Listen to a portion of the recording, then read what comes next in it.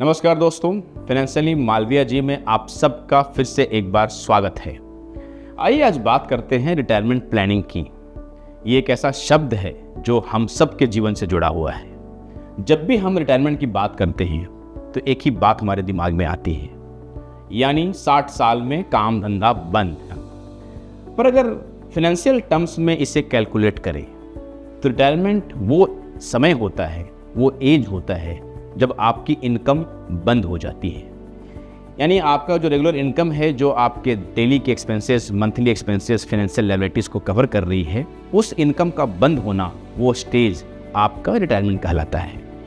आजकल देखा जा रहा है लोग अर्ली रिटायरमेंट ले रहे हैं, यानी कि 60 साल की बजाय वो 40 या 45 साल में रिटायर हो रहे हैं, काम करना बंद कर रहे हैं, अग्रेसिव काम करना बंद कर रहे हैं ताकि उनकी जो रेगुलर इनकम है वो बंद हो जाए।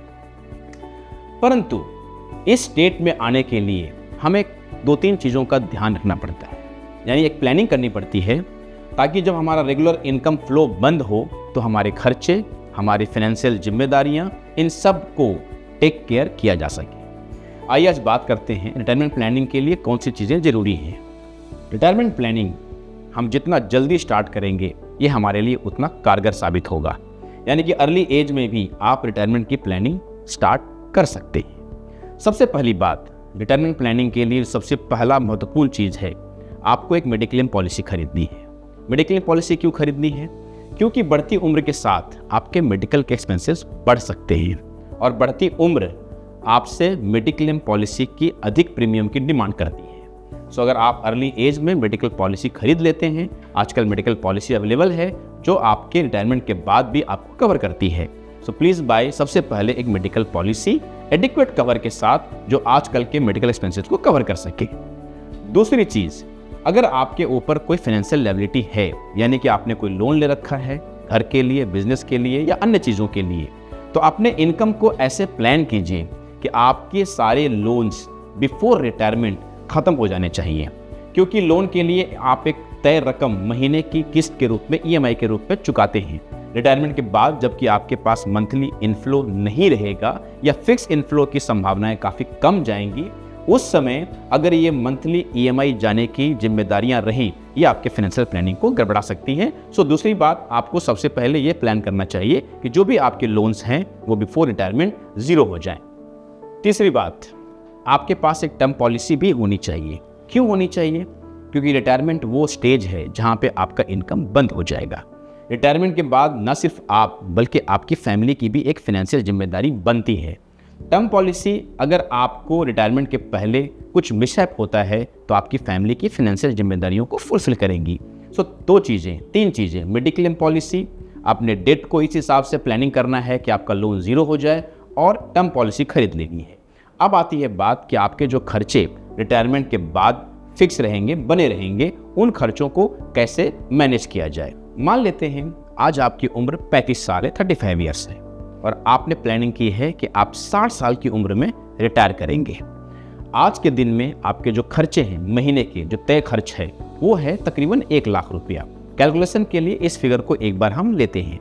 तो 35 साल की उम्र आपकी है, 60 साल में रिटायर होना चाहते हैं, 25 साल आपके पास और हैं, रिटायरमेंट के पहले 1 लाख रुपया आपके महीने का खर्चा है। सबसे पहले हमें ये समझना पड़ेगा कि इन्फ्लेशन को कंसिडर करके रिटायरमेंट के बाद हमारे महीने का खर्च कितना आएगा to maintain the same standard of living we are living today.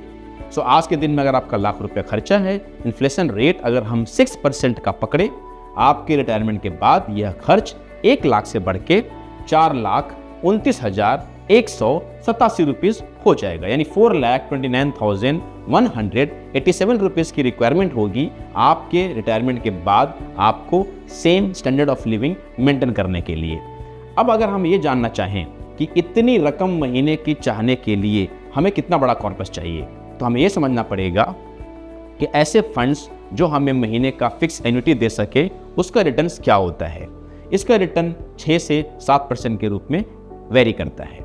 तो अगर हम ये माने कि 7% का रिटर्न हमें रिटायरमेंट के बाद हमारे कॉर्पस से मिलेगा ताकि हम महीने का 4,29,187 रुपीज़ निकाल सके, तो हमें जो कॉर्पस चाहिए होगा उसका वैल्यू होगा 9,43,52,649 रुपीज़, यानी अभी से लेके अगले 25 सालों तक हमें 9,43,52,649 रुपीस का कॉर्पस तैयार करना पड़ेगा।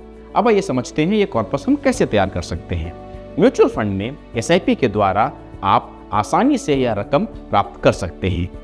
अगर हम 12% का average return mutual fund equity fund से पकड़े तो महीने का 55,430 रुपये की SIP अगले 25 सालों के बाद, यानी जब आपकी उम्र 60 साल होगी, आप रिटायर कर रहे होंगे, आपको यह कॉर्पस दे देगी। यानी 9,43,52,649 रुपीस का कॉर्पस आपके लिए तैयार हो जाएगा सिर्फ महीने के 55,430 रुपीस के SIP के द्वारा, अज्यूमिंग 12% का return from mutual fund equity market.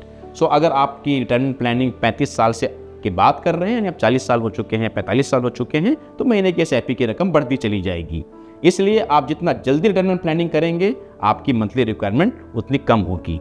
तो इस तरीके से आप अपने रिटायरमेंट प्लानिंग कर सकते हैं। मेडिक्लेम पॉलिसी खरीद लीजिए, टर्म पॉलिसी खरीद लीजिए, डेट को जीरो करने का प्लान कर लीजिए और अपने एडवाइजर के साथ संपर्क करके वो रकम निकाल लीजिए जो आपको रिटायरमेंट के बाद लगेगी, और उसके लिए आप SIP स्टार्ट कर सकते हैं।